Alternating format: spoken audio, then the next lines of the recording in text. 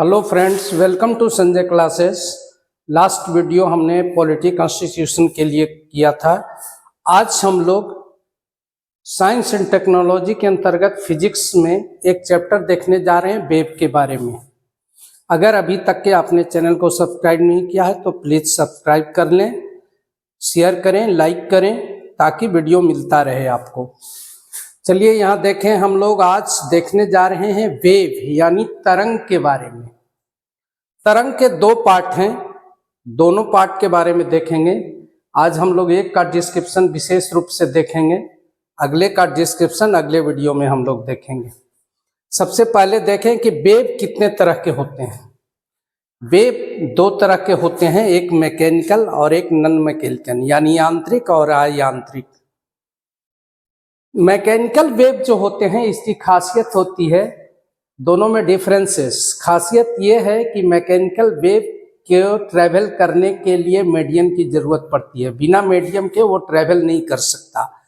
Non mechanical यानी जिसको हम लोग इलेक्ट्रोमैग्नेटिक वेव कहते हैं, ये माध्यम के साथ साथ वैक्यूम में भी ये गमन करती है, यानी ये ट्रैवल करने के लिए इसको मीडियम की जरूरत नहीं है। मीडियम में भी करेगी और वैक्यूम में भी करेगी, लेकिन इन नेचर ये ट्रांसवर्स होते हैं। पहले ट्रांसवर्स क्या होता है यहाँ देखेंगे। मैकेनिकल वेव दो तरह के होते हैं, एक ट्रांसवर्स यानी अनुप्रस्थ और दूसरा लॉन्गिट्यूडनल यानी अनुदैर्ध्य। ये माध्यम में ही गमन करती है, यानी बिना मीडियम का ये गमन नहीं कर सकती। इसके characteristic of the wave motion हम लोग देखेंगे। दो कैरेक्टरिस्टिक इसके बहुत इंपॉर्टेंट हैं। पहला, तरंग आगे बढ़ती है, माध्यम में आगे बढ़ती है, लेकिन माध्यम के जो कण हैं यानी मीडियम के जो पार्टिकल हैं वो अपनी जगह पर ही वो ऑसिलेशन में मोशन में रहते हैं। यानी ऑसिलेटरी मोशन जो होता है वो अपने जगह पर ही करती है, माध्यम के कण आगे नहीं बढ़ते हैं। ये बहुत ही इंपॉर्टेंट कैरेक्टरिस्टिक है। मतलब समझिए इस बात को कि अगर पानी में आप पत्थर को फेंकते हैं तो तरंग पैदा होती है, वेव पैदा होते हैं।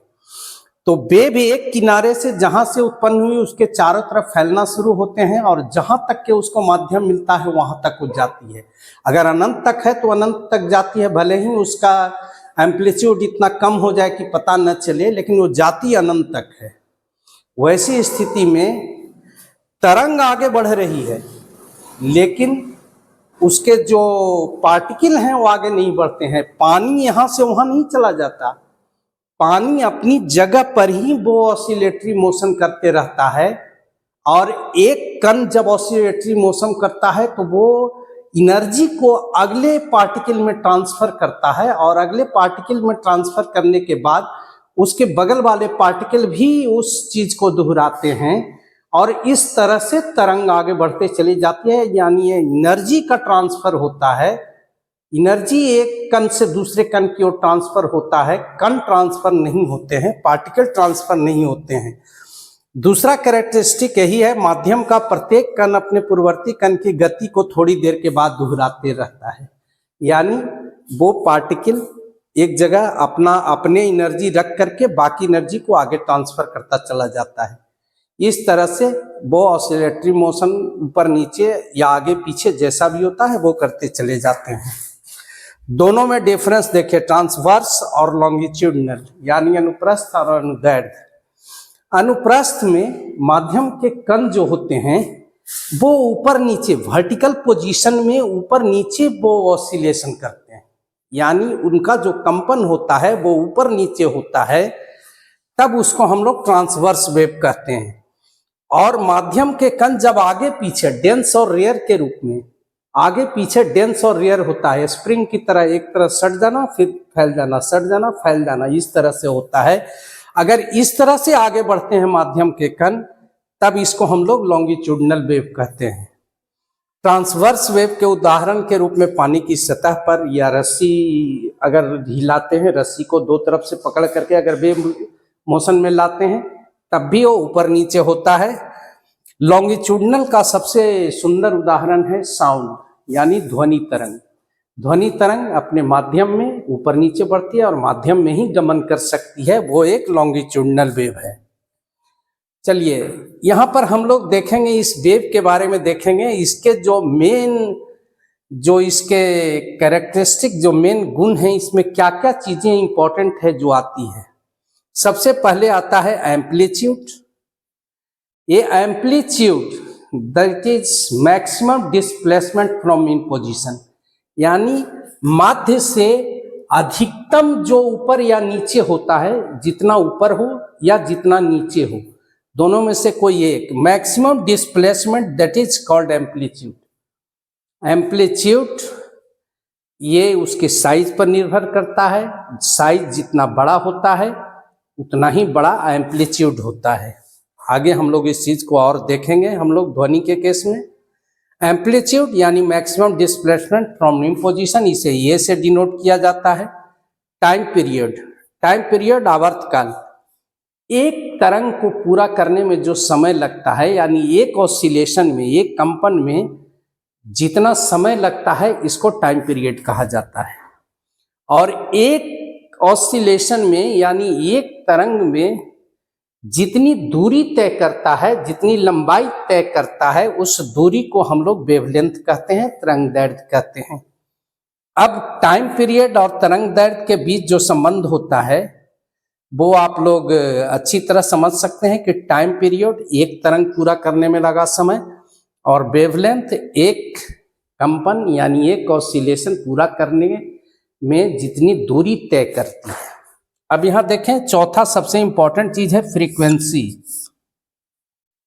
फ्रीक्वेंसी यानी आवृत्ति एफ, एक सेकंड में कंपन की संख्या, टोटल संख्या, एक सेकंड में जितना कंपन पूरा करेगा, जितना कंपन पूरा कर ले, उस संख्या को हम लोग फ्रीक्वेंसी कहते हैं। जैसे होम में जो इलेक्ट्रिक वेव होता है, इसका ऑसिलेशन, उसका जो फ्रीक्वेंसी होता है वो 50 हर्ट्ज होते हैं। तो इसी तरह से इसको हम लोग कहते हैं आप टाइम पीरियड, यानी एक तरंग पूरा करने में लगा समय और एक सेकंड में जितना ऑसिलेशन की संख्या होगा, ये दोनों एक दूसरे के इन्वर्सली प्रोपोर्शनल होंगे, इन्वर्स बराबर होंगे, यानी T इजकल टू 1/f और F equal to 1/T, F equal to 1/T, यानी जितना टाइम पीरियड होगा तो 1/f, यानी अगर F तरंग पूरा करने में एक सेकंड का समय लगता है तो एक तरंग पूरा करने में 1/f टाइम लगेगा, यानी जो टाइम पीरियड होगा वो 1/f होगा, यानी F बराबर 1/T होगा। तरंग वेग के बारे में जानिए। तरंग का वेग यानी velocity of wave, velocity, wave velocity जो होता है, यानी वेलोसिटी किसको कहा जाता है, एक सेकंड में जितनी, एक सेकंड में तय की गई दूरी यूनिट टाइम में। तो यूनिट टाइम में एक सेकंड में f फ्रीक्वेंसी उत्पन्न होती है और एक तरंग लैम्डा दूरी तय करती है, तो एक सेकंड में तय की गई दूरी f लैम्डा होगा। इसी को हम लोग तरंग वेग कहते हैं, यानी वेलोसिटी कहते हैं। इसको हम लोग तरंग के वेलोसिटी कहते हैं। v बराबर f लैम्डा, ये बहुत इंपॉर्टेंट डेरिवेशन है इसका, v बराबर f लैम्डा। अगर f लैम्डा या v तीनों में से कोई दो पता हो तो तीसरे को पता किया जा सकता है।